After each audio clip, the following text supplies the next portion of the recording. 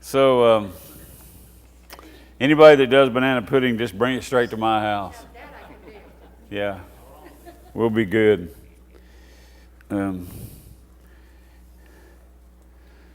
Thanks for coming. I was on vacation last week. We went to Lake Tahoe.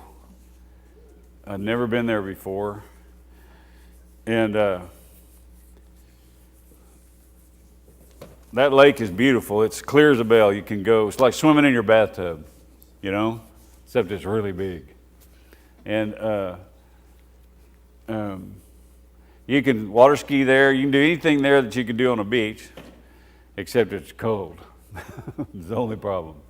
And so, interestingly enough, when we were taking a little tour across the lake and coming back, the guy that was doing the tour guide thing was telling us that Jacques Cousteau had made a trip there once, and that lake was somewhere between 1,400 and 1,600 feet deep, which is the second deepest lake in the country. The other one is Crater Lake.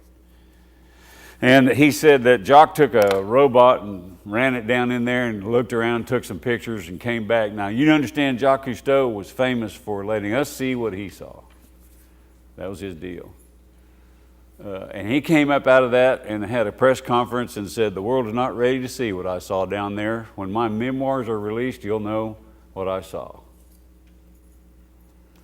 So my family spent the entire week there guessing what was at the bottom of that lake. And you would not believe some of the things we came up with. And guess what was first? Can you guess? What did you say, Sue? No, spaceship, flying saucer, aliens, all right? What do you think was next? Huh? Jimmy Hoffa. No, it was gold. Now, one of my daughters thought there was gold down there because there's a lot of gold in those mountains up there. She thought, well, he saw a solid gold chunk bigger than a car, I bet you. And it was the fun thing to do at dinner. It was the fun thing to do for us. And so I don't know about you, but we do a lot of guessing, don't we? Sometimes it's fun like that, but sometimes it'll get you in a lot of trouble.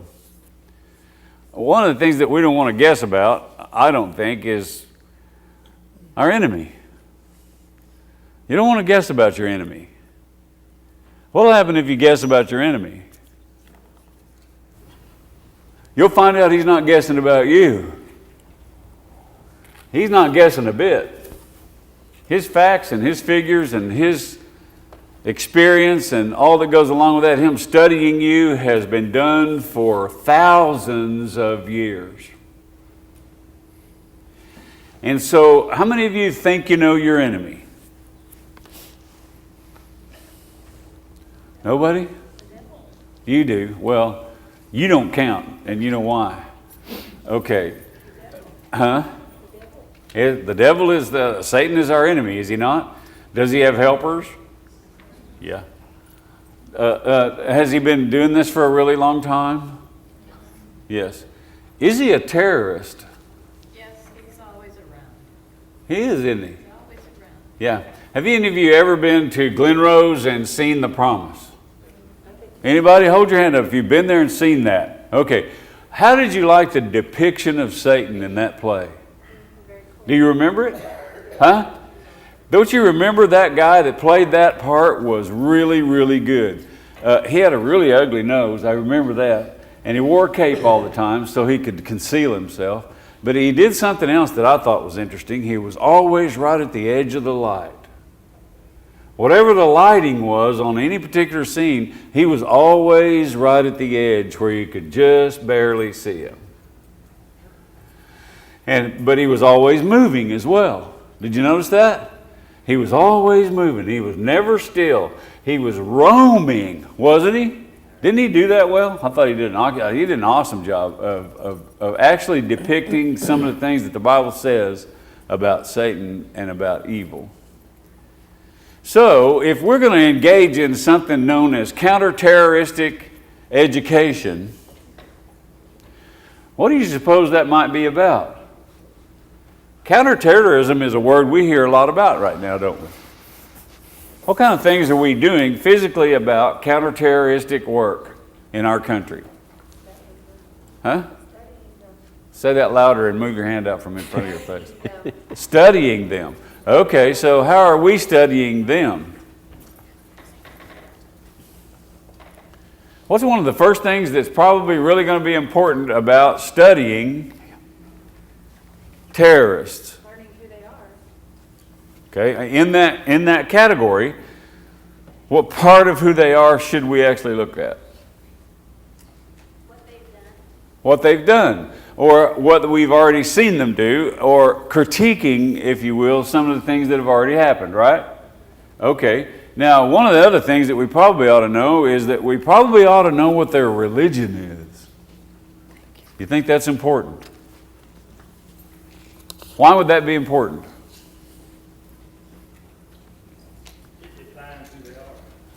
It has a lot to do with how they're going to fight us, what kinds of things they're going to do, or what they have been taught all of their lives, so to speak, and what they are willing to do. So, do we see suicide attacks? Yes? What kind?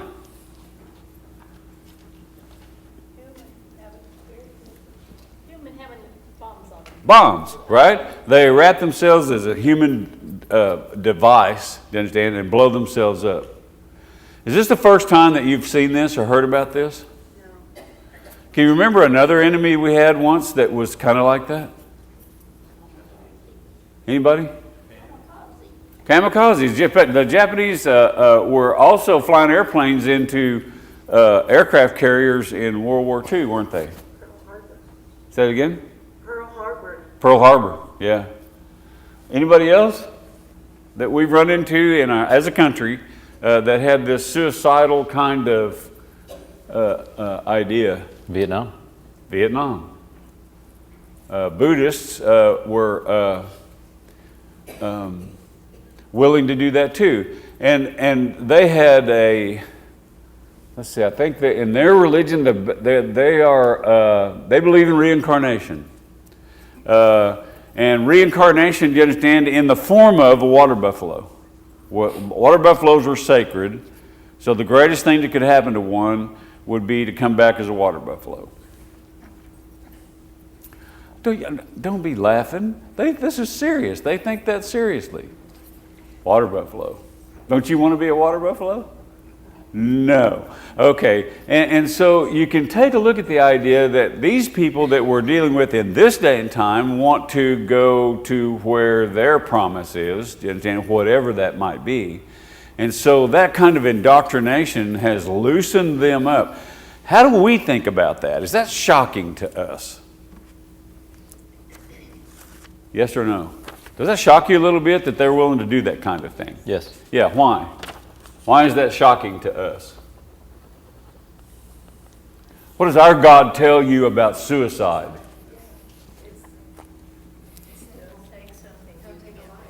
Yeah, it's not supposed to be done. So we are indoctrinated in the opposite direction.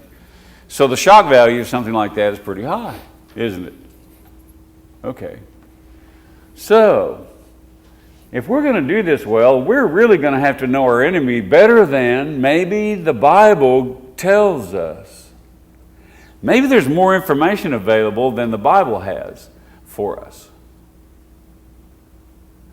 Why would God give us such limited information about evil, except things like where it comes from, some of the things that we're not supposed to do? Or is it limited? Is the Bible limited about that kind of knowledge? No, He has prepared us through His Word, because 1 Peter 5 and 8 says we must be vigilant.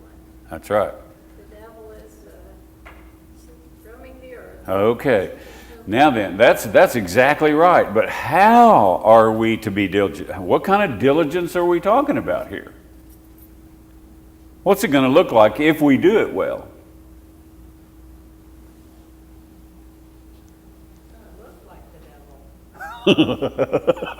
Sometimes I look like the devil when I get up in the morning. Evil deeds, evil thoughts, evil mind, evil heart. Okay. Now, the problem that we run into is that, we talked a lot about this in the high school class, is that we don't often know what the difference is. So we're not necessarily very good at distinguishing what's good and what's evil. Now we have, we watch movies like Star Wars where it's very clear, who's good and evil. Well, the bad guy is really big and scary and wears black and he talks like this, right? Okay, that's really clear which one's the bad guy, right? Do that again. I can't. Come on. It was dude. one-time thing. No, that was really, really good. Come on. We need one more Steve. time. No, we need Say Steve it. making Come it. on, No, say no. it. Yeah.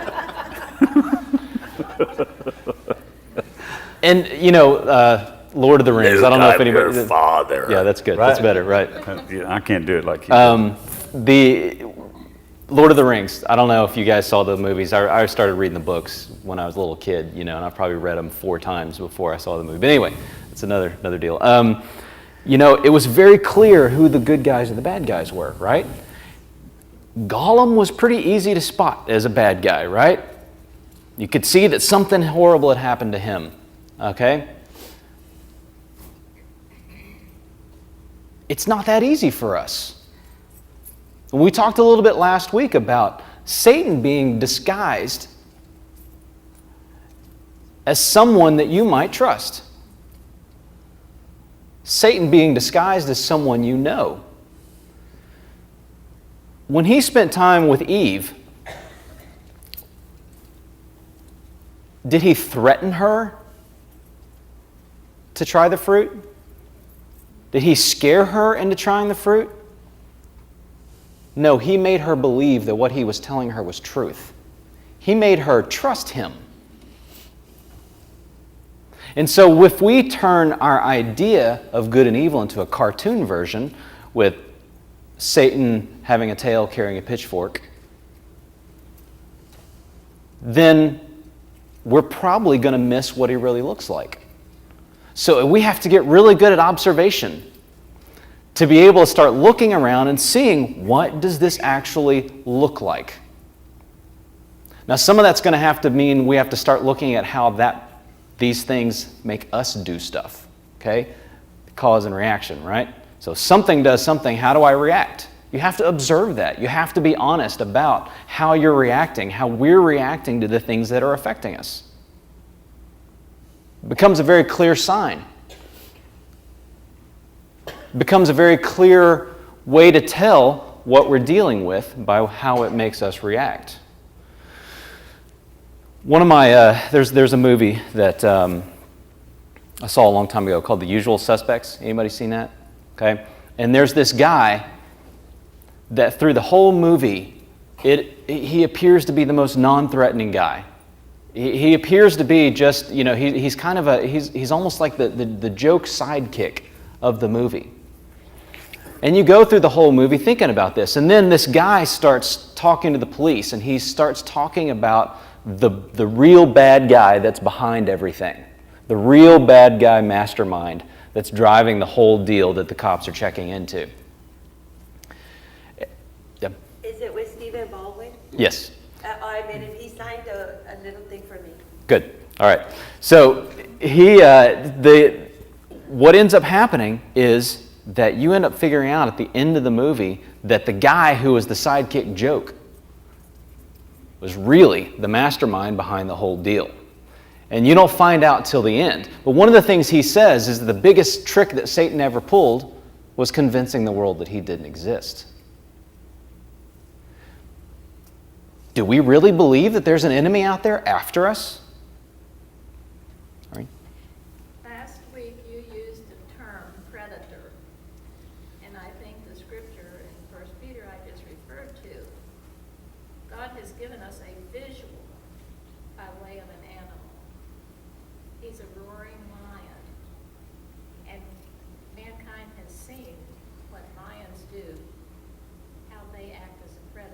Mm-hmm. And same thing is the same. Mm-hmm.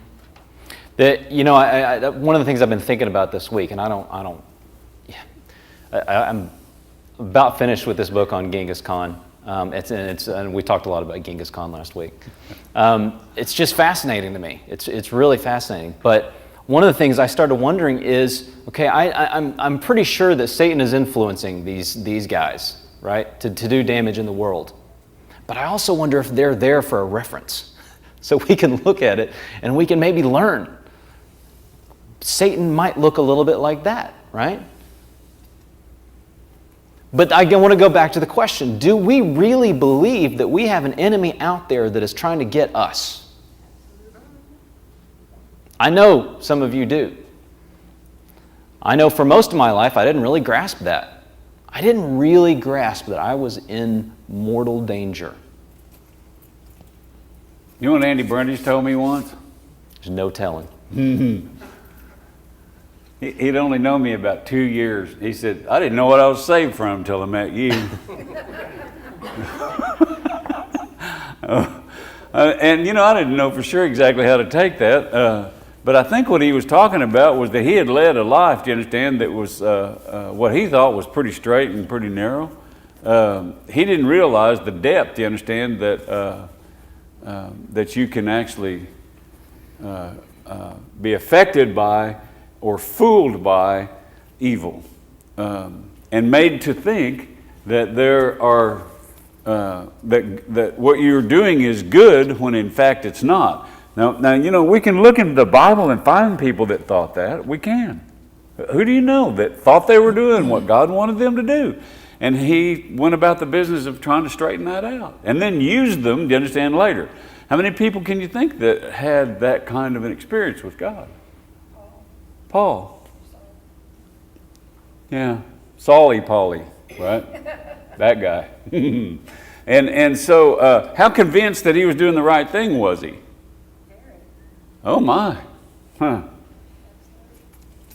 Yeah. I thought about calling this thing the Stephen and David Show. Get that? But it would be presumptuous by all means. But the interesting thing about it is that Stephen, you understand, was really, I think, one of Paul's major targets that we read about. And do you know that he was honored for killing that guy? Who was in the dark laughing about that? You know, they threw their coats at his feet. That was intentional, you understand? They weren't like just, he wasn't like doing them a favor. Whoever ordered the death of someone would be standing wherever this execution took place, and the men who were going to carry out the execution threw their coats at the feet of the man that ordered them. That's the way that works. An accomplice to the fact. Yes. And so it was like an honor, do you understand, for him to have all these coats piled on his shoes. How sinister is that? Everyone, do you understand, was looking at that as justice in that crowd. I don't know. What do you think Stephen's family thought about Paul after he was a Christian? Think they were still thinking about coming and getting him? I don't know. But do you see how deep, the depth, if you will, of the cover of the truth that existed right there? Do you think that kind of thing is still going on today? And how did that happen? How did he not figure it out? Why did it take so much to turn him around? My goodness. An angel of the Lord had to show up and knock him down and blind him. Quite a heavy-duty restoration to who God intended for him to be. What do you think transformation looks like in this day and time? What do you think it takes? Television has a lot, making everything look okay. Yeah. Hollywood. Well, yeah. I mean, as I've grown older, I can even look back and see the sitcoms from the 50s that we thought were okay. Mm-hmm.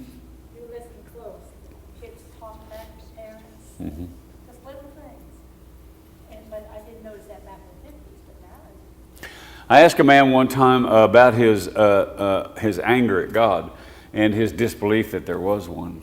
And he recounted a story as a child seeing a neighbor child get a new bicycle. And his question for the child that was his friend and had just gotten a new bicycle was, how'd you get that bicycle? And apparently this child was a Christian. And he said, well, I just prayed and God gave him to me. Gave me this bicycle. Well, guess what that kid did? He went straight home and prayed to God for a bicycle and didn't get one, and that was the end of his Christian world. Because he didn't get a bicycle. How long do you suppose that lasted? This man was 46 years old when I was talking to him. For 46 years, that's all it took. His belief system, you understand, was based on that one incident. That in his mind, God turned him down. So, where do you suppose God and his wisdom versus Satan and his wisdom are going to dwell together? In humans. Where would they use the same thing in humans to accomplish their purpose? It goes like this. What you believe creates how you think, creates how you feel, and creates how you act. What you believe creates how you think and what you think about all the time, all day long. How you think all the time, all day long creates how you end up feeling that day, and that feeling is what normally creates how you behave. How you believe creates how you think, creates how you feel, creates how you act. Which end of that spectrum do you suppose Satan and God want to go to work? In your belief system. Your belief system, you understand, is highly prized in this battle.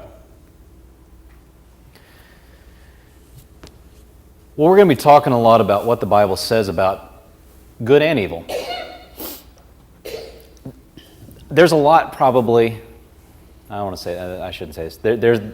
I would guess that there might be a lot that you haven't seen in the Bible about evil. It's pretty clear. It talks a lot about what's going to happen and how it's going to happen and where it's going to come from and what it might look like. It gives us a pretty good example how people were affected, so we know how it might affect us. Then we're also going to look at what God promised us in response. We're going to look at what it is He said He's willing to do for us. So we're going to look at what it is we're in danger of, and we need to be really clear what we're in danger of.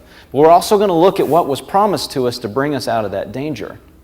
But I think we have to start by understanding that we are in danger. If we think we're safe, that might be the worst thing that could happen. If we think we're okay, that might be the worst thing that could happen. Let me explain what I mean. How many of you have had an improper thought in church?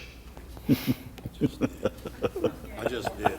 He just did. He just did. He did it. Okay? Is this a safe place? Not for my brain, it's not, you know? Oh, that was good. It's one of those things when we think we're safe, that might be when we're the most in danger. Does knowing this save you? Absolutely not. What it does is it introduces us to the one who can. I guarantee you Satan knows this Bible better than you do. Knowing this does not protect us. It introduces us to the one who can. Does that make sense? You get an instruction manual when you buy something. Does the instruction manual We can't protect ourselves? Is that what you're saying? believe it or not? Really? No. Oh. If you get the instruction manual to something, it shows you how to operate it, but it doesn't actually do the operation, does it? You can read this and go, that blender's still sitting there. but you actually have to do something to allow the blender to do its work. If you don't read it, then you don't know what to do. Right. Sorry, what were you saying? No, I was just, Messing with me. I spent my life trying to protect myself. And anybody got a calculator on their phone? Do you? Get it out. If you don't mind. You got time. Wayne was lazy this morning. We got lots of time. He's sitting back in the corner over there. I don't know if you can see him or not. Get it out. Multiply your age times 365.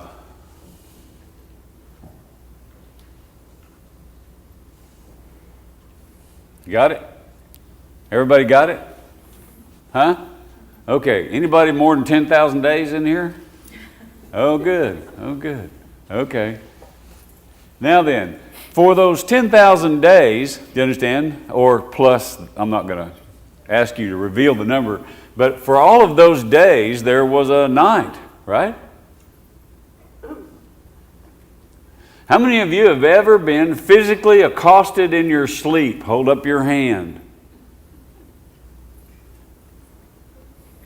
Oh, really? Wow. God does a really nice job when you're unconscious of taking really, really good care of you. Have you been in places where you should have been accosted in your sleep and weren't? Could have easily, and you weren't. Should have maybe because you were in the wrong place, maybe sleeping with the wrong people at the wrong time, doing the wrong things. Maybe you were in places that you don't even want to talk about, but you were still not accosted in your sleep. What happened to your days? How many of you have been accosted while you were awake? Hold up your hand. Come on. Put them up there. You talking about chewed out or beat up? I don't care. Either. I don't care. I don't care. I'm talking about, you could be rear-ended and be accosted, you understand, on LBJ. What happened to your days? Apparently, Satan needs our cooperation. What do you know? I wonder.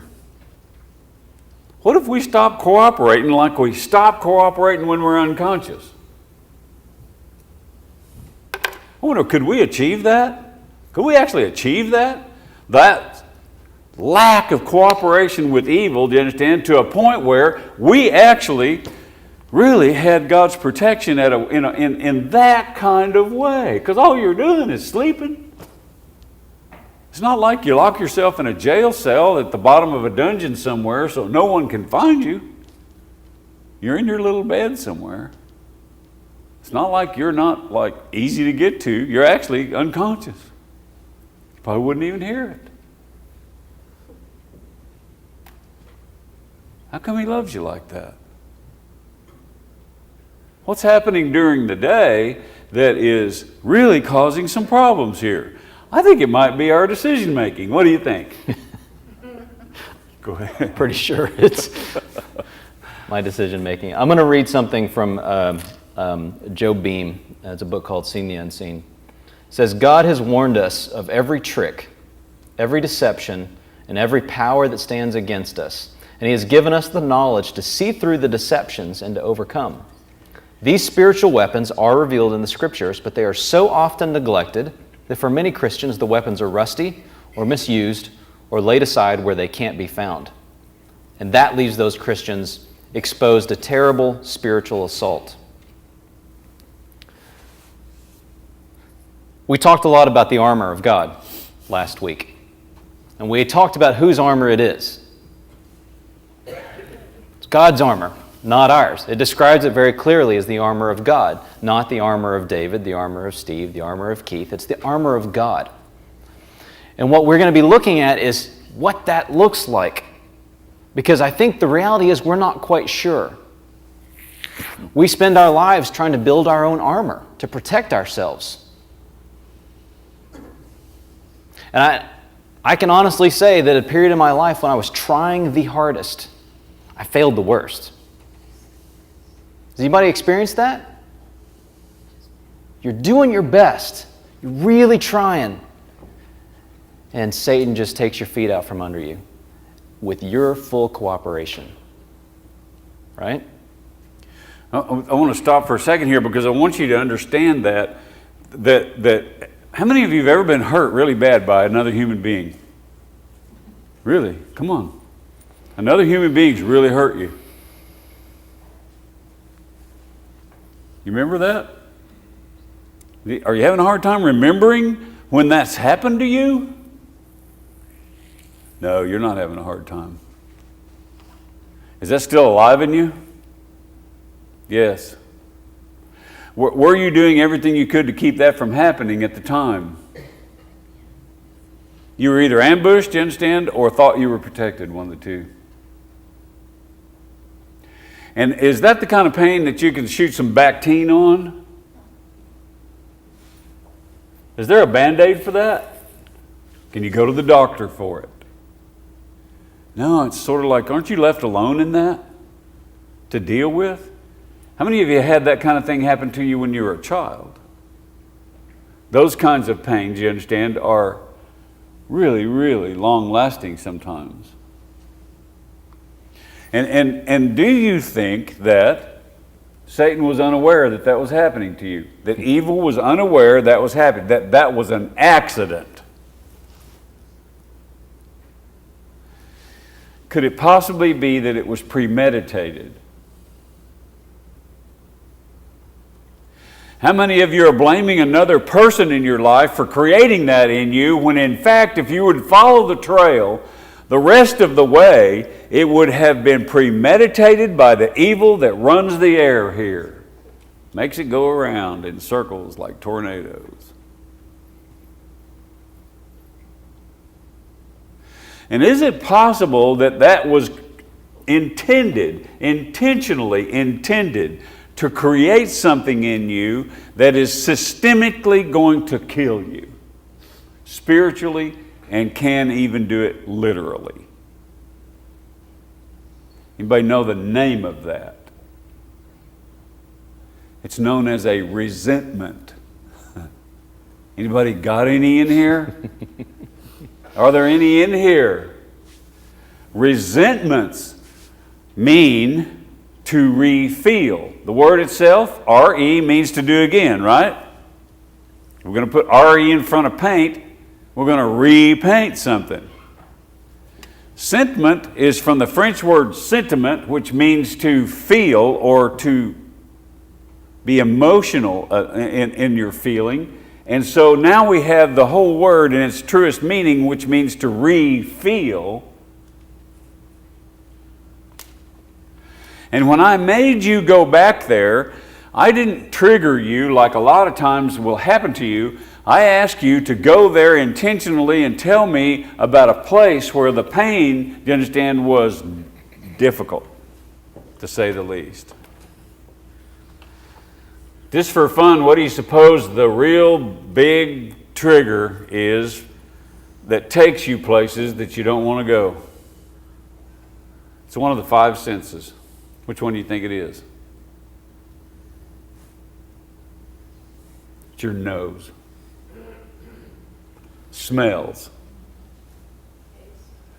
Are there some bad places you go when you smell a particular cologne? What are y'all laughing about? What about some places, do you understand, where you smell certain things, do you understand, that takes you places you don't want to go? Can also happen, do you understand, when you hear music. Are there certain songs you stay away from now?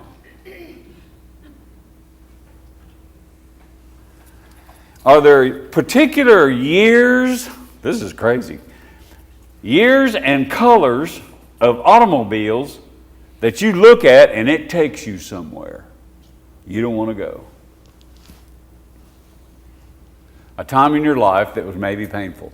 So you see, I'm not the only trigger by making you think in those terms. There are lots of triggers out there. Who do you suppose put those triggers out there?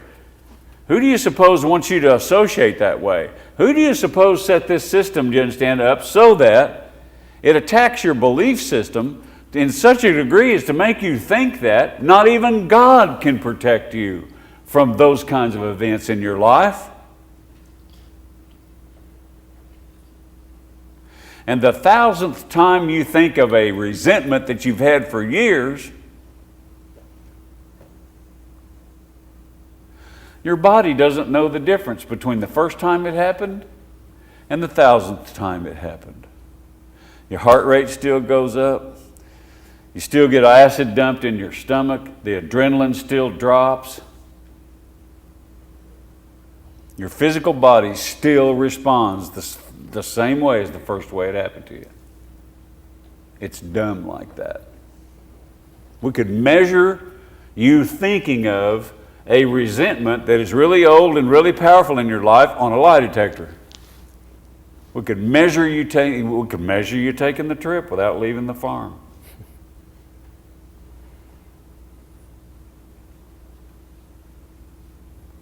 Is that sinister? Let me tell you what's really sinister. If you think that's sinister, you know what the Bible says about forgiveness, right? Why would God say it's really essential? Because this is what will happen to you. Eventually, if you can't stop thinking about that, and it doesn't stop triggering, and it doesn't stop going off at times when you're really aware that it's going to happen to you, but it happens to you anytime it wants to, you're going to start getting bitter about that. Why does this keep plaguing me? Why does this keep bothering me? Why does this keep at me this way? And if it doesn't happen in a way, do you understand, that gets rid of it, if some mechanism isn't put in place for you to not have that happen to you anymore, the next thing that's going to happen is your bitterness is going to turn into hopelessness. You're going to sit there and say, this is always the way it's going to be. And you're going to hate your life. And you're going to hate the way you have to live. And you're going to hate you. Because you can't shake it. And if you don't do something about it then, and you're not successful at getting rid of it, then at some point what will happen is you will become depressed. Depression will set in.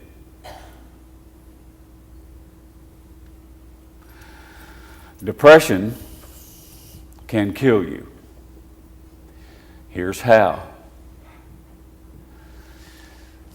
When they were making some inroads in transplanting organs in human beings, they were looking for something that would retard the immune system so that they could live longer and actually have enough time take place without the human body rejecting the organ to have it end up replacing itself, and then it now is not recognized as a foreign body anymore.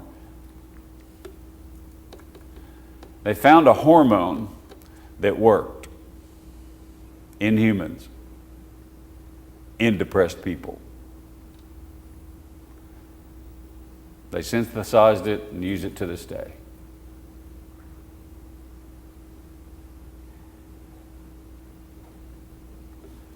Can you protect yourself? You really think you can? Not from that. That is so sinister. That is so full of hate. That is so full of making God's children destroy themselves and making God watch. That is your enemy. How many of you believe that God has a plan for you? How many of you believe that God has a plan for you? Have you ever thought that Satan has a plan for you too? Yes, absolutely. And his plan is to try to break that plan that God has for you. Do you ever think that he spent a lot of time preparing the ground with his plan for you? We talked about Genghis Khan last week. There's something I read that really stood out to me. One of the things is that a lot of people wrote about the speed with which he conquered the world. But what they don't talk a lot about is the preparation that he made. Before he went into a place, he sent in spies. And they had to figure out who got along and who didn't. They had to figure out who had the best defenses, who would come to whose aid, and who wouldn't. He made sure that he knew what was going to go on when he went into a specific area. He probably had a better idea of what was going to happen when he went in than those people did. The other thing he did was he didn't just go running in on his horses. Those spies would go in and they would kill off the farmers and the people living in all these surrounding areas where they were farming land. And he would make sure that the fields went back to pasture. You know why? He was making sure that when he went in, his horses would have plenty to eat. So he prepared the ground that he was going into before he even got there. These people didn't know. They probably thought, oh, whoo. Genghis Khan came in and left. Luckily, he didn't get me. But they didn't realize that he was coming in and he was preparing all the area around for when he was really going to come in. This is the kind of preparation that Satan is doing in us. He's preparing the ground constantly so that when there are times that serious attacks can come, we're completely open to that attack. It makes me wonder how much time he had spent talking to Eve. She was very comfortable with him in this discussion about the fruit, wasn't she? Leads me to believe maybe they weren't strangers. I don't know. But I know that in my life, and probably in yours, when evil came in, it wasn't through a stranger. It came in through someone you knew, someone you were comfortable with, someone you let in, someone you were not prepared to keep distance from, not prepared to fight.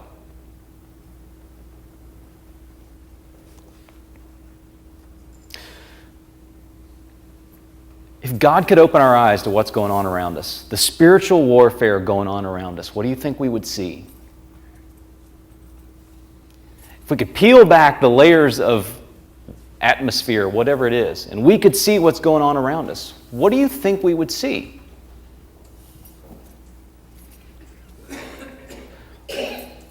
What I want us to do for this upcoming week, you're not going to be able to see that. God's not going to peel it back to where you can see through the layers and see spiritual warfare going on. But in the situations that you're in, when you're at work and you start seeing how you react to actions, when you see how you interact with coworkers, bosses, employees, when you're at home with your children, when you interact with your spouse. When you see that interaction, start looking for where that groundwork might be laid, where the groundwork might have been laid already, and how you might be falling prey to it. That is the way that we're going to start seeing how he's attacking us. Because what he's going to do is he's going to attack us through other people and attack other people through us, with our full cooperation. How many of you remember television when it first came into our lives? Anybody old enough to remember? Okay. I remember watching TV as a child through the window of a neighbor's house because not everybody had one. And it only was on television was only on a few hours a day. I think, wasn't it 4 hours a day that it was actually on in the very beginning? And so when we start looking at it, we start seeing it, you understand, as a benevolent thing, as something with some level of, what would you call it? Intention or purpose that was good for us. It brought us things into our living room, do you understand, that we would never see any other way. And it was not just entertainment. It was news about the world. It was things of that nature. And I can remember television back then being seen as a friend. How do you see it now? Has it changed? Is it your friend? We have to protect ourselves from television now. Do you think that was a plan? Do you think that was intentional? I think it was intentional. Now here's how I know. Mickey Mouse Club's not on TV anymore. You remember Mickey Mouse Club? Some of you probably don't, but I know there's probably some people in here that do. And was it a happy show? And did it have morals in it? And did it teach? And did it not teach you things, do you understand, about the way they're supposed to be? It's not there anymore. Now, some of you will remember Andy Griffith. That's not there anymore. Did you notice that Andy Griffith never went hunting? He always fished. You know what else he didn't do? He didn't play golf. That's my own personal observation. I think golf is evil. I really do. Anyway, the interesting thing about television is that now it's propaganda. Do you understand propaganda? Do you? What is it? Can you tell me what it is? What's your definition of propaganda? Come on. Promoting an idea. Say that again. Promoting an idea. Yes. Yes.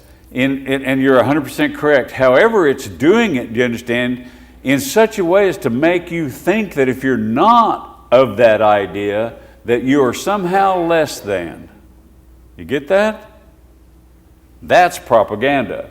It's not just putting out information, it's putting it out in a way to make you think that somehow there's a deficit within you if you aren't thinking this way. Are you hearing that from television and news and things of that nature these days? Yes. Keep in mind till next week, you thinking badly of yourself is intentional, premeditated, and part of the plan.